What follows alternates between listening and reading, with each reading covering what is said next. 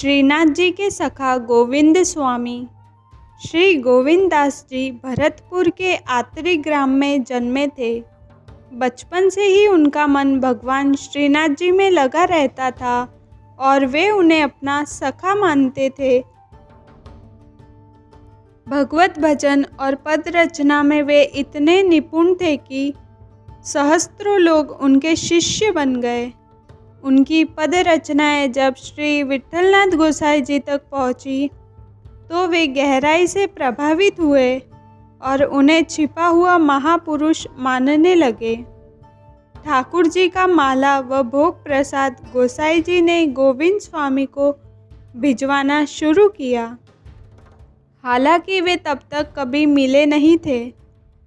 एक दिन गोविंद स्वामी के वृंदावन में गोसाई जी के एक सेवक से भेंट हुई, जहां गोविंद स्वामी ने पूछा, क्या लीलाओं की गायन से उनका साक्षात दर्शन हो सकता है? सेवक ने उन्हें गोसाई जी की शरण में जाने का मार्ग बताया। अगले दिन वे गोकुल पहुँचे, जहां गोसाई जी ने उन्हें देखकर आत्मीयता से पुकारा, मानो पहले से परिचय हो। उसी दिन उन्हें विधिवत दीक्षा मिली और उनका नाम पड़ा गोविंद दास। उन्होंने गोकुल महावन को ही अपना निवास बना लिया और गोसाई जी की कृपा से उन्हें श्रीनाथ जी की लीलाओं के साक्षात दर्शन होने लगे। वे नित्य टीले पर जाकर सुंदर पद गाते, जहां ठाकुर जी स्वयं प्रकट होकर उनके संग गान करते। एक दिन श्री गोविंद दास जी ठाकुर श्रीनाथ जी के साथ गुल्ली डंडा खेल रहे थे। गुरु कृपा से उन्हें लीला दर्शन का अधिकार मिला था। अब वह अधिकार इतना बढ़ा कि ठाकुर जी उनके साथ बाल सखा बनकर क्रीड़ा करने लगे। दोनों के बीच सच्चे सख्य भाव का संबंध था। खेल चल रहा था, कभी ठाकुर जी दाव लगाते, कभी गोविंद दास।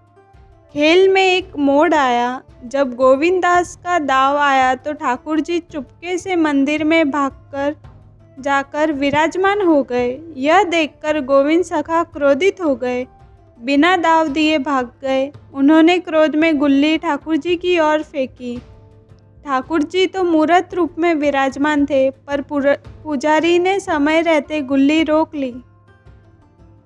पुजारी को यह लीला समझ में नहीं आई। उन्होंने इसे ठाकुर जी का अपमान समझा और गोविंद दास को मंदिर से बाहर धक्का देकर निकाल दिया।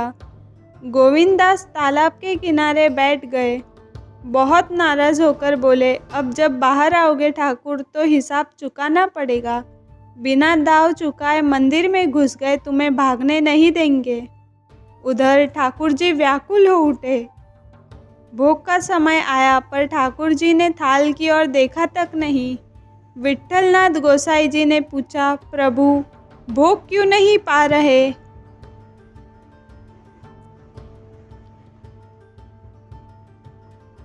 ठाकुर जी बोले, मेरा सखा गोविंद नाराज है। मैं उसका दाव चुकाए बिना मंदिर आ गया और पुजारी ने उसे निकाल दिया। अब वह मंदिर के बाहर बैठा है। जब मैं निकलूंगा तो मुझे पीटेगा। मैं उसे बिना मनाए भोग नहीं पा सकता। आप उसे मना दीजिए। गोसाई जी बोले, तो त्याग दो उसे। ठाकुर जी बोले, नहीं, मैं उसी के साथ खेलूंगा, आप बस उसे मना दो। यह बात सुनकर गोसाई जी आनंदित हो उठे। प्रभु की ऐसी सखा भाव में तल्लीनता देखकर वे प्रेम से भर गए। अब गोसाई जी छड़ी लेकर गोविंद दास को मनाने निकले। गोविंद दास बाहर तालाब के पास बैठे थे और पद गा रहे थे। मेरा दाव आया तो तू भाग गया ठाकुर, अब जब निकलेगा तो तुझे छोड़ेंगे नहीं। गोसाई जी को छड़ी लिए आते देखा तो डर गए। अब तो गुरु भी पिटवाने आ गए। पर जब गोसाई जी ने प्रेम से पुकारा, बेटा गोविंद, मारने नहीं आया हूँ, बस ठाकुर जी तुम्हें मना रहे हैं, तो उनका गुस्सा पिघलने लगा। उन्होंने पूछा, पीटोगे तो नहीं? गोसाई जी ने हंसते हुए कहा, नहीं रे, बस चलो, ठाकुर जी भूखे बैठे हैं, तुम्हारे बिना भोग नहीं पा रहे। गोविंद सखा मन में सोचने लगे, अगर ठाकुर जी मेरे सामने सिर झुकाएंगे तभी मैं उन्हें क्षमा करूँगा, नहीं तो नाराज़ ही रहूँगा। जब मंदिर पहुँचे, ठाकुर जी ने मस्तक झुका दिया। सखा भाव से ओत-प्रोत गोविंद सखा मुस्कुराए, बोले, अब तुम्हें नहीं पीटेंगे। ठाकुर जी ने प्रसाद पाया। गोविंद सखा को संतोष मिला और लीला प्रेम के सबसे सुंदर रूप में पूर्ण हुई। गोसाई जी और ठाकुर जी के सभी सेवक सेवा में अत्यंत शुद्धता का पालन करते थे। यहाँ तक कि आसपास भी कोई अपवित्रता न रह जाए इसका विशेष ध्यान रखते थे। लेकिन ठाकुर जी का प्रेम और सखा भाव इन लौकिक मर्यादाओं से भी ऊपर था। एक दिन गोविंद सखा शौच हेतु बाहर बैठे थे। उसी समय ठाकुर श्रीनाथ जी के पास के पेड़ से अकोड़ा के फूल तोड़ लाए। ये फूल छोटे छोटे होते हैं, पर उनमें रुई जैसी कोमलता होती है। ठाकुर जी ने अपने पीताम्बर में भरकर बहुत से फूल इकट्ठे किए और फिर छुप छुप कर गोविंद सखा पर एक एक कर फेंकने लगे। कल्पना कीजिए, जब लोग शौच में जाने के बाद शुद्धता हेतु अनेक नियमों का पालन करते हैं, वही ठाकुर जी जो स्वयं सबके आराध्य है, अपने शौच करते हुए सखा पर फूल फेंक रहे हैं। यहाँ पवित्रता नहीं, प्रेम प्रधान है।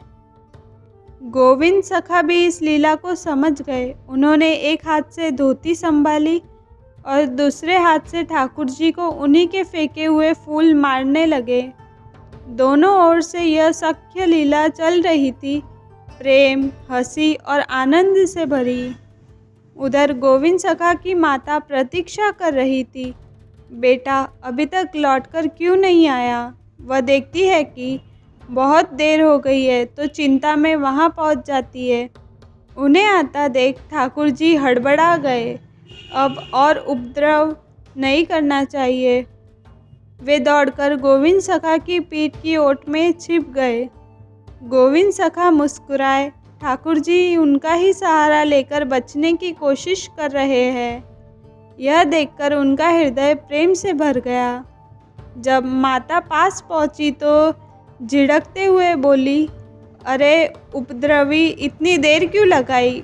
गोविंद सखा चुपचाप खड़े रहे, कुछ नहीं बोले, बस आंखों से माँ को इशारा किया। तू चल, मैं आता हूँ, अभी पवित्रता बाकी है।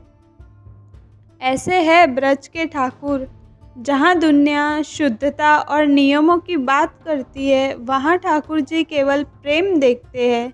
जब वे अपने सखा के संग होते हैं तो भगवान नहीं, एक बाल सखा बन जाते हैं। लेकिन ध्यान रहे, ये सभी बातें महापुरुषों के लिए है। हमें तो नियमों का पालन करना चाहिए और स्वयं को सिद्ध या विशेष दिखाने की कोशिश नहीं करनी चाहिए, वरना हम अपने मार्ग से भटककर भ्रष्ट हो सकते हैं। गोविंद स्वामी ने श्रीनाथ जी का भोग रोका, स्वयं पहले भोग पाने की जिद। एक दिन ठाकुर जी का भोग ले जाया जा रहा था। तभी गोविंद सखा जी सामने आकर खड़े हो गए और बोले, यह भोग का थाल मुझे दो, हम पहले खाएंगे। सेवकों ने हैरानी से कहा, तुम्हारी बुद्धि क्या भ्रष्ट हो गई है? ठाकुर जी का भोग तुम्हें पहले कैसे दे सकते हैं? लेकिन गोविंद सखा ने हट कर लिया, भोग पहले हमें दो, वरना अंदर नहीं जाने देंगे। रसोइया बहुत नाराज़ हुआ। उसने थाल पटक दी और जाकर श्री विठलनाथ जी से बोला, अब हम सेवा नहीं करेंगे। यह कैसा उपद्रव है? ठाकुर जी के भोग को रोकना और कहना कि पहले मैं खाऊंगा, यह भक्ति है या उदंडता? आज तक तो यही सिद्धांत रहा है कि पहले ठाकुर जी को भोग लगे, फिर सब प्रसाद पाए। रसोइया बोला, प्रभु, मुझसे ये अनीति नहीं देखी जाती, कृपया सेवा किसी और से करवा लीजिए। तब श्री गोसाई जी ने तुरंत कहा, गोविंद को बुलाओ। गोविंद सखा जी आए तो गोसाई जी ने पूछा, बेटा तेरे मन में क्या है? तू पहले भोग क्यों लेना चाहता है, ठाकुर जी से भी पहले? गोविंद सखा ने हाथ जोड़कर विनम्रता से कहा, महाराज, बात यह है कि अगर ठाकुर जी पहले भोग ले लेते हैं तो तुरंत भाग जाते हैं, फिर मुझे उनके साथ खेलने का मौका नहीं मिलता। लेकिन अगर मैं पहले पालूँ तो मैं बाहर बैठ जाऊंगा और जब ठाकुर जी बाहर निकलेंगे तब उन्हें पकड़ लूँगा और उन्हें मेरे साथ खेलना ही पड़ेगा। वो कहीं और नहीं भाग पाएंगे। यह सुनकर श्री गोसाई जी भाव विभोर हो गए। वे रसोइये से बोले, देखो ये लौकिक देव भाव में नहीं है, ये तो ठाकुर जी के सखा भाव में इतने डूबे हैं कि इन्हें भोग पाने की इच्छा भी केवल ठाकुर संग खेल की लालसा से है। यह साधारण भक्त नहीं, प्रेम में डूबे सखा है। इनकी भावना का आदर होना चाहिए। तब गोसाई जी ने आदेश दिया, अब से 2 थाल एक साथ बनेंगे, एक ठाकुर जी को जाएगी और दूसरी गोविंद सखा को। फिर वही हुआ। गोविंद सखा थाल पाकर बाहर खड़े हो जाते और जैसे ही श्रीनाथ जी बाहर आते तो दोनों सखा वन में जाकर नित्य क्रीड़ा करते। एक दिन गोविंदास जी ठाकुर जी के साथ अप्सरा कुंड पर खेल रहे थे। लीला के उस मधुर क्षण के बाद जब वे गिरिराज जी पर वापस लौटे तो देखा कि मंदिर में तो राजभोग की आरती हो रही है। गोविंदास जी ने यह दृश्य देखकर तुरंत गोसाई जी से कहा, ठाकुर जी तो अभी अभी मेरे साथ खेलकर आ रहे हैं, फिर यह आरती किसकी हो रही है? भोग किसको लगाया गया? हमने तो ठाकुर जी को अभी कुछ समय पहले तक अपने साथ अप्सरा कुंड पर विहार करते देखा है। यदि आरती हो गई तो इसका अर्थ है कि भोग लग चुका, लेकिन ठाकुर जी ने तो भोग पाया ही नहीं, वे तो अभी भी भूखे हैं।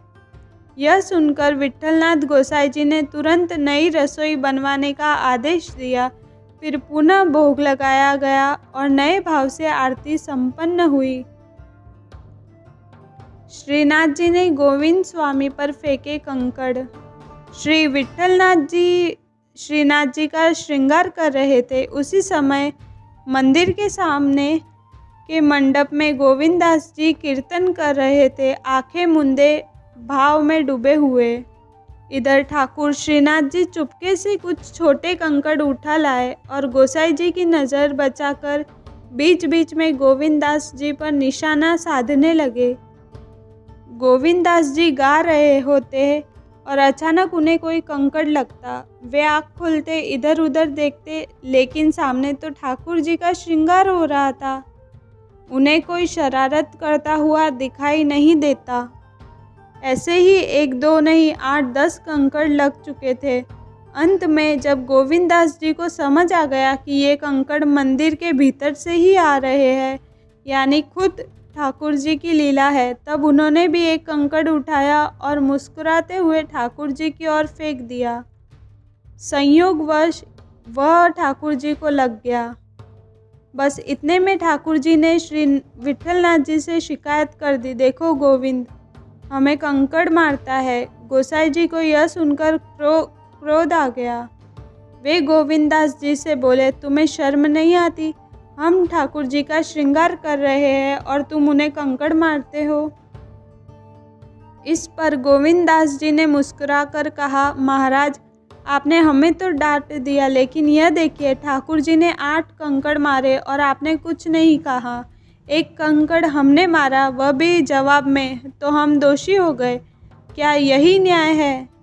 फिर बोले, आपको तो कृपालु होना चाहिए, सब पर सम दृष्टि रखनी चाहिए। गोसाई जी ने जब यह बात सुनी और श्रीनाथ जी की तरफ देखा तो हंस पड़े। अरे ये दोनों ही चंचलता की मूर्तियां हैं, अब मैं किसे संभालूं?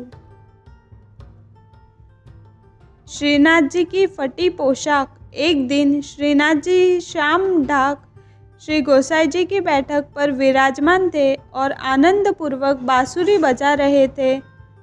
नीचे सभी गोप बालक बैठे थे और थोड़ी दूर तक एक चबूतरे पर गोविंदास जी भाव में डूबे हुए पद गा रहे थे।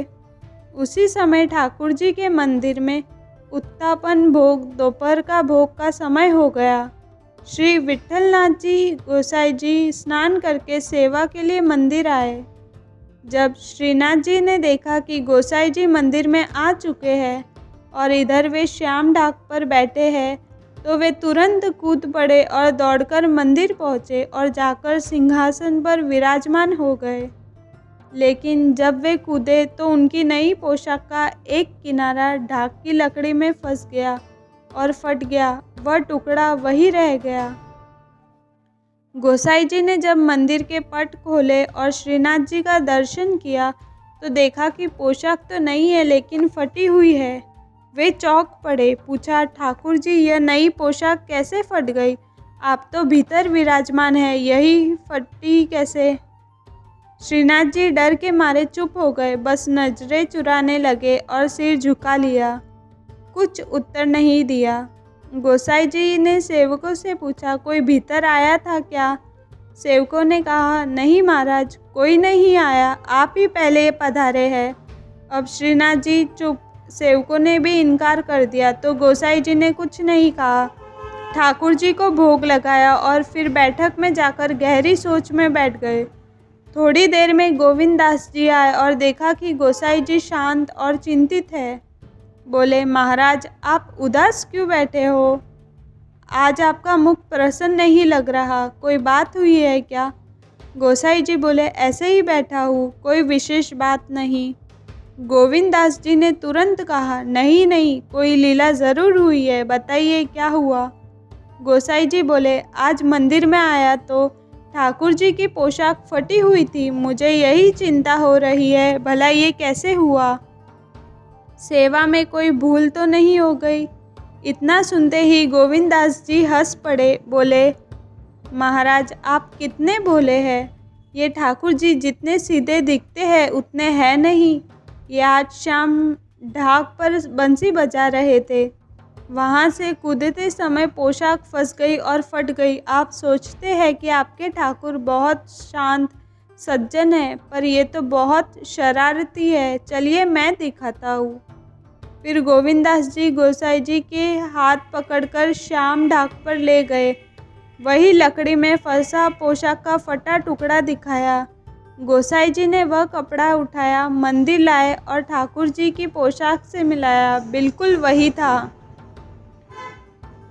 उन्होंने श्रीनाथ जी की ओर देखा और मुस्कुराकर पूछा, ये कैसे हुआ?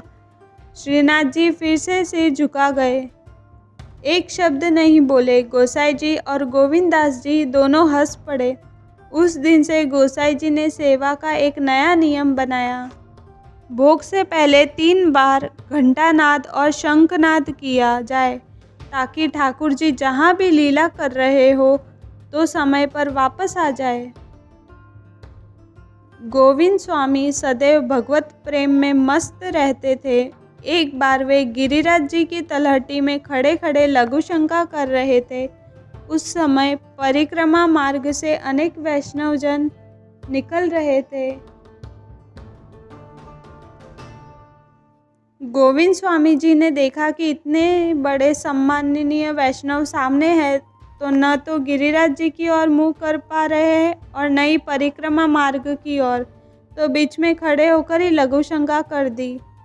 कई वैष्णवों को यह दृश्य खटका। उन्हें लगा कि गोविंद स्वामी जैसे महापुरुष को इस प्रकार का आचरण शोभा नहीं देता। उन्होंने जाकर गोसाई जी से शिकायत की, इनके आचरण में पवित्रता नहीं है। शौच और लघु शंका भी एक मर्यादा होती है, इनको कुछ समझाइए। गोसाई जी ने गोविंद स्वामी से पूछा, यह क्या कर रहे थे तुम? इतने बड़े वैष्णव होकर लघु शंका परिक्रमा मार्ग में खड़े खड़े कर दी, क्या तुमने वैष्णव सदाचार को त्याग दिया है? गोविंद स्वामी ने सरल भाव से उत्तर दिया, महाराज, जब घोड़ा खड़े खड़े लघु शंका करता है तो कोई उसे दोष नहीं देता, क्योंकि वह घोड़ा है, उसके लिए कोई पद्धति नहीं। उस क्षण में गोविंद दास वैष्णव नहीं था, मैं घोड़ा था। गोसाई जी चौंके, क्या कह रहे हो? गोविंद स्वामी मुस्कुराते हुए कहा, महाराज, उस समय मेरे कंधे पर स्वयं श्रीनाथ जी विराजमान थे। मैंने उनसे कहा कि मुझे लघु शंका करनी है, तो उन्होंने उत्तर दिया, जैसे घोड़ा करता है वैसे ही करो। तो मैं वही कर रहा था। उस समय मैं भक्त नहीं, उनका घोड़ा था। यह सुनकर समस्त वैष्णवों की आंखें खुल गई। उन्हें समझ आ गया कि गोविंद स्वामी जैसे महापुरुष किसी सामान्य नियम के दायरे में नहीं बांधे जा सकते, लेकिन यह सब केवल सिद्ध महापुरुषों के लिए है। हम जैसे साधकों को नियमों और मर्यादा का पालन अवश्य करना चाहिए। अगर हम बिना योग्यता के सिद्धों जैसा आचरण करने लगे तो हमारी बुद्धि भ्रष्ट हो जाएगी। इसीलिए शास्त्रों के अनुसार जो उचित है वही करे और किसी महापुरुष के व्यवहार की नकल न करे। गोविंद स्वामी जैसे सिद्ध संत विधि निषेध से परे है, उनके साथ स्वयं ठाकुर जी खेलते हैं। गुरु के वियोग में गोविंद स्वामी का देह त्याग। इस प्रकार श्री गोविंद दास जी का जीवन अद्भुत और अलौकिक लीलाओं से भरा हुआ था। वे नित्य नवीन पदों की रचना करते थे और श्रीनाथ जी की कीर्तन सेवा में लीन रहते थे। उनके द्वारा रचित पद अत्यंत सुंदर को और हृदय को छूने वाले हैं। जब श्री विट्ठलनाथ गोसाई जी ने इस लोक से अंतर्ध्यान लीला की, उसी क्षण श्री गोविंद स्वामी जी भी गिरिराज गोवर्धन की कंदरा में प्रविष्ट हो गए। गोविंद स्वामी ने एक क्षण भी विलंब नहीं किया। वे उसी क्षण गिरिराज जी की गोद में समा गए और सदा सदा के लिए श्रीनाथ जी की सेवा में लीन हो गए। जय श्री राधे।